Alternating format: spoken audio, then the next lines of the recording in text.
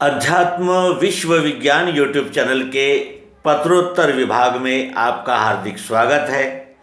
और यह पत्र हमारी ही टीम के एक प्रिय मित्र का है और इसलिए ये आपस की बात तो थी, लेकिन हमारे हर निर्णय में हमारे सभी मित्र सदैव सम्मिलित रहे हैं और अपने मित्रों से सलाह मशविरा और जिसे कहते हैं मार्गदर्शन और विभिन्न प्रकार की जानकारियाँ और सहमति हमारे लिए अति महत्वपूर्ण है।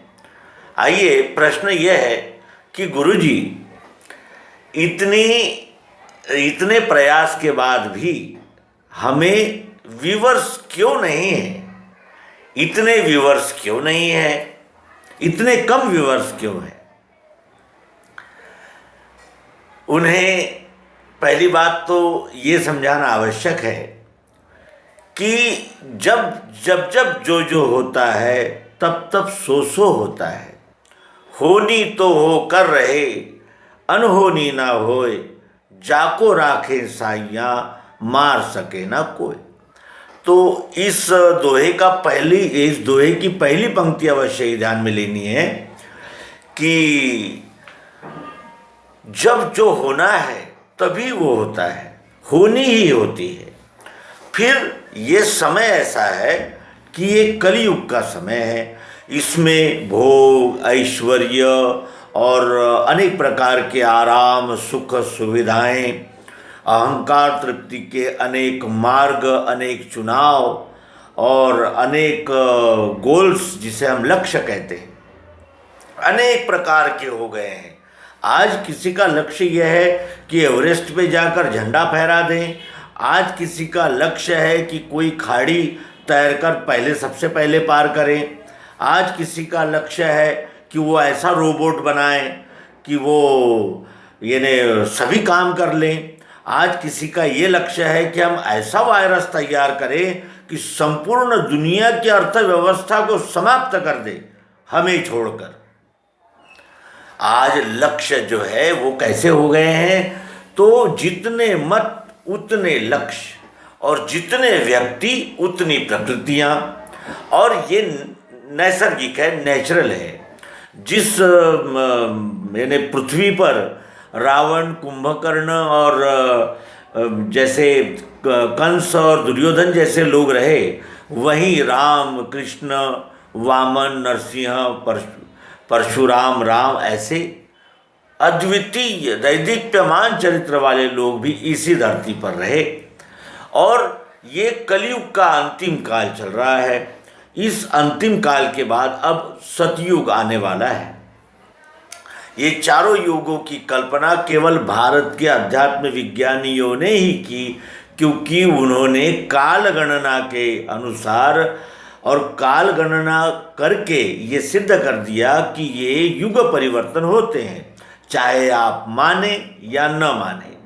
विदेशों में यानी पाश्चात्य देशों में इस कल्पना को नहीं मानते, युग कल्पना नहीं है वहाँ। उनका ऐसा कहना है कि जो समय है वो सतत धारा है। समय सतत धारा है, ये तो हम भी अनादिकाल से कह रहे हैं कि समय ये अखंड और सतत चलने वाली प्रक्रिया है, इसकी तो नाप कर ही नहीं सकते। लेकिन युग जो है वो गुण आधारित होते हैं, और गुण आधारित होने से ये अंदाज़ा लगाया जा सकता है कि कौन से गुण का कब तक राज रहा। गुण तीन होते हैं, सत्वगुण, रजोगुण और तमोगुण। सत्वगुण का जब प्रकाश होता है तो सतयुग होता है, रजोगुण का प्रकाश होता है तो द्वापर होता है, रज तम मिश्रित प्रभाव होता है तो त्रेता होता है, और केवल तम मिश्रित और तम प्रधान कार्य दिखते हैं तब तमोगुण होता है, और तमोगुण ही कलयुग बनकर कार्य करता है। तो ये स्वाभाविक है, ये अखंड चलने वाला चक्र है। जड़मती हो गई है क्योंकि तम प्रधान है। अब तम के लक्षण श्रीमद् भगवद गीता ने विस्तार से बताए हैं। तम प्रधान लोगों का आहार कैसे होता है, धैर्य कैसा होता है, मन कैसे होता है, बुद्धि कैसे होती है, कैसे कार्य करती है, इसका विस्तृत वर्णन श्रीमद् भगवद गीता के 14वें अध्याय गुणत्रय विभाग योग और 18वें अध्याय मोक्ष संन्यास योग में भगवान श्री कृष्ण जी ने समझाया है अर्जुन को, और वो उपलब्ध है। वो व्यास जी की कृपा से वो ज्ञान आज हमें भी उपलब्ध है। हमने अवश्य ही श्रीमद् भगवद गीता को पढ़ना चाहिए। और जब अंतिम चरण में युद्ध आया तो रावण को सिंहासन से उठना पड़ा। वो सिंहासन से उठ खड़ा हुआ और कहा कि अब मैं देखना चाहता हूँ कौन राम है, ये मैं अब देखूंगा। कब? जब सब निपट गए तब मेघनाद और कुंभकर्ण और उसके सारे भाई और एक से एक महारथी जब मारा गया तब रावण उठा, और उठकर क्या किया तो उस विनाश को पूर्ण विराम लगा दिया। क्यों ऐसा हुआ? क्योंकि वो अंतिम चरण का युद्ध था। अंतिम चरण में सदैव अंतिम चरण की लड़ाई महाभीषण होती है, और ये कलयुग की इस युग चक्र में जो जिसे कहते हैं दृश्य भाव है वो अत्यंत विकराल और महाविनाशकारी नजर आता है। और ये होना ही है, ये होगा ही, क्योंकि जब भी परिवर्तन होता है, जैसे हम पुराना मकान, अगर हमें नया मकान बनाना है तो पुराने मकान को तोड़ना ही होता है और वो टूटता ही है। जब वो टूटता है तभी नया बनता है, और ये टूटने का आशय नाश होना नहीं है, रूपांतरण होना है। जो पुराना था वही नया हो रहा है, और यही होता रहता है। तो अब समय की ये मांग है कि अध्यात्म विज्ञान को जन जन तक पहुँचाए, क्योंकि मनुष्य को मनुष्यता के विषय में जागृत करने का सामर्थ्य केवल अध्यात्म विज्ञान में ही है। अन्य कोई उपाय यहाँ कारगर नहीं हो सकते, और इसीलिए इस बार अवतार बुद्धि का सहारा लेकर आया है, बुद्धि देने के लिए आया है। बुद्धावतार कहलाता है, वो बुद्धि का अवतार है, क्योंकि इसके पूर्व अवतारों ने शस्त्र उठाकर देखे, शंख चक्र गदा पद्म ये सब आजमाए गए, समझाया गया, बहुत कुछ उपाय किए गए, लेकिन अंत में क्या हुआ? अंत में वही हुआ जो हमारे सबके सामने है। महाभारत में क्या उत्तर मिले और रामायण में क्या उत्तर मिले और वर्तमान समय में क्या उत्तर मिल रहे हैं, इसकी ओर अगर हम ध्यान से देखें तो अहंकार ही तमोगुण की एक विशेष पहचान है, अहंकार। और जहाँ अहंकार होगा वहाँ मूढ़ता आएगी, और जहाँ मूढ़ता आएगी वहाँ केवल विनाश के ही कर्म दृष्टिगोचर होंगे।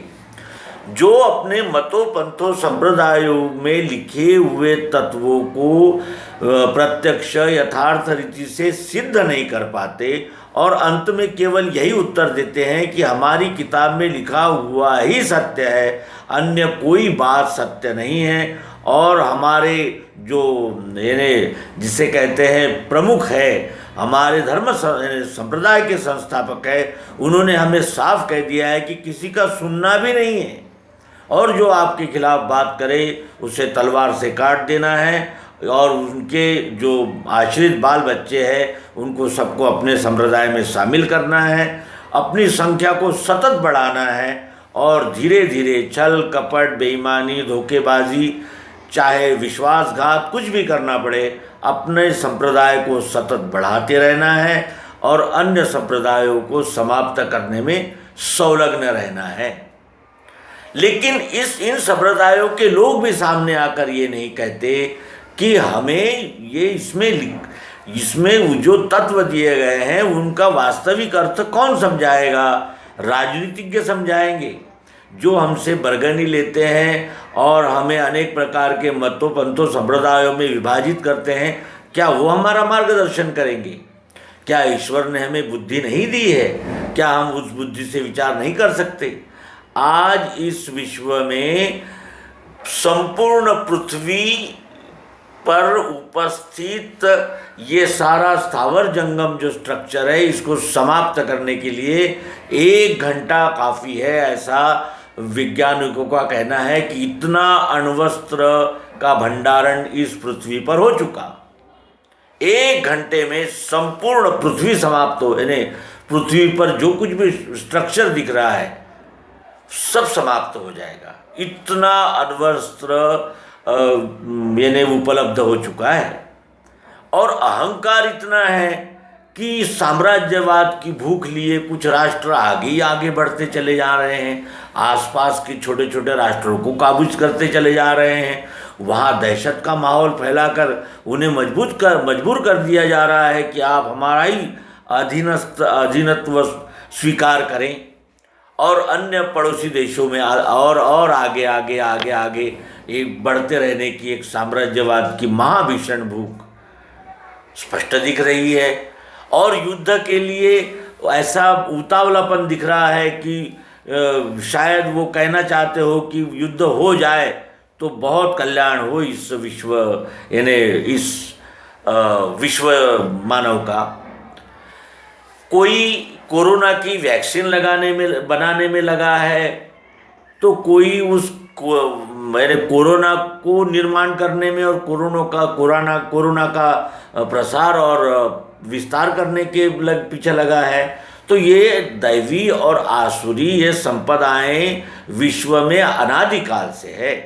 जब से ये सृष्टि का निर्माण हुआ, और सृष्टि का निर्माण जिस विश्व विधाता से यानी प्रेरणा पाकर और जिस विश्व विधाता के अंगों से ये सारी सृष्टि रचना बनी, तब से ये क्षर और अक्षर, ये दो प्रवृत्तियाँ, दो भाव उसी विश्व विधाता के अंग है। रात है तो दिन है तो दोपहर है, दोपहर है तो ठंडी है, गर्मी है, बरसात है, बचपन है, बुढ़ापा है, सब सतत परिवर्तन, ये क्षर भाव है। और अक्षर भाव है चाह, जरूरत, प्रियत्व, रूप, मिठास। और पुरुषोत्तम भाव है इन दोनों भावों का लय, जो नाम, वस्तु, विश्व। अब ये 3 भावों से त्रिपुटी बनी है। त्रिपुटी में सबसे पहला भाव आता है क्षर का। क्षर में अंग है 8, अक्षर एक रूप है। जहाँ है भावना दोनों वस्तु का, यानी वो वस्तु का लय स्थान। तो कहने का आशय यह है कि सर्वप्रथम भाव है क्षर। क्षर में 8 अंग है, और इन 8 अंगों में पृथ्वी, जल, अग्नि, वायु और आकाश, इनके 5 स्वभाव है। इन 5 स्वभाव को चालना देने वाले सत्वगुण, रजोगुण, तमोगुण, ये बैटरी, ये मीटर उसके पीछे लगा हुआ है, ये एक प्रकार की मोटर उसके पीछे लगी है। और इसमें इसी को संपूर्ण मानकर, इसी पर यानी श्रद्धा रखकर, इसी को यानी पाने में, इसी में विषय और अनेक प्रकार के जो व्यष्टि रूप अहंकार दिखते हैं, इनको समाधान देने में जिन्हें तृप्ति का अनुभव आता है, वे क्षर प्रधान। और जो मेरे सत्कर्म और परोपकार और सहजीवन, इस पर जिनका विश्वास होता है, वो अक्षर के विश्वासी होते हैं। वो जानते हैं कि क्षर, अक्षर यानी प्रवृत्ति, यानी अक्षर जिसे कहते हैं भाव के वजह से ये क्षर प्रकाशित हो रहा है। पृथ्वी हमें प्रिय है, प्रिय नहीं होती तो पृथ्वी भी नहीं होती। प्रिय है, जल प्रिय है, और है, जल प्रिय है। अग्नि प्रिय है, क्या सूरज की ऊष्मा हमें प्रिय नहीं है? क्या ये जो बिजली के बल्ब जो यहाँ उजाला दे रहे हैं, क्या हमें प्रिय नहीं है? आकाश जिसमें सारा खेल हो रहा है, क्या हमें प्रिय नहीं है? तो कहने का आशय यह है कि जो पृथ्वी प्रधान जिसकी मति होती है, वो पशु, यानी जिसकी बुद्धि यानी सीमित होती है, संकुचित होती है, उसे पशु बुद्धि कहते हैं। फिर जल है, जल कैसा है? प्रवाहित है, थोड़ा चलायमान है, यानी मन का अनुसरण करने वाला मानव है। उसके बाद फिर अग्नि है, जो बुद्धिजीवी है, जो बुद्धि से विचार करते हैं, वो अग्नि से यानी जिसे कहते हैं प्रखरता पूर्वक चिकित्सकीय दृष्टि से इस विश्व की ओर देखते हैं। और फिर वायु प्रधान है, वो कैसे है, सर्वत्र संचारी है। विश्व में क्या हो रहा है, विश्व में क्या चल रहा है, इस सब का आकलन और इस सब को इकट्ठा लाकर चिंतन मनन करके निर्णय लेने वाला एक पक्ष है। तो इस प्रकार ये 5 प्रकार के यानी परिणाम प्रकाशित होते हैं, और वो 3 गुणों के सहारे से, सत्वगुण, रजोगुण, तमोगुण, और ये अखंड मंडलाकार अक्षर रूप फिरा। तो अब कलयुग जाने का समय आ गया है। कलयुग का उत्तम वर्णन हमें श्री कृष्ण द्वैपायन व्यास रचित भागवत में विस्तार से मिलता है। और यहाँ पाखंड, दंभ और अनेक प्रकार की जिसे कहते हैं कि विपरीत कल्पनाओं को मान्यता रहती है, उसे कलयुग कहते हैं। और जैसे आज देखें कि सत्य को सुनने के लिए 10 लोग नहीं आते, और झूठ को सुनने के लिए हजारों लोगों की महफिल जम जाती है और हजारों लोग इकट्ठा हो जाते हैं। निगेटिव बातों को पढ़ने में और अधिक रुचि होती है, और जो पॉजिटिव है, जो सकारात्मक है, उस दिशा में मुड़ने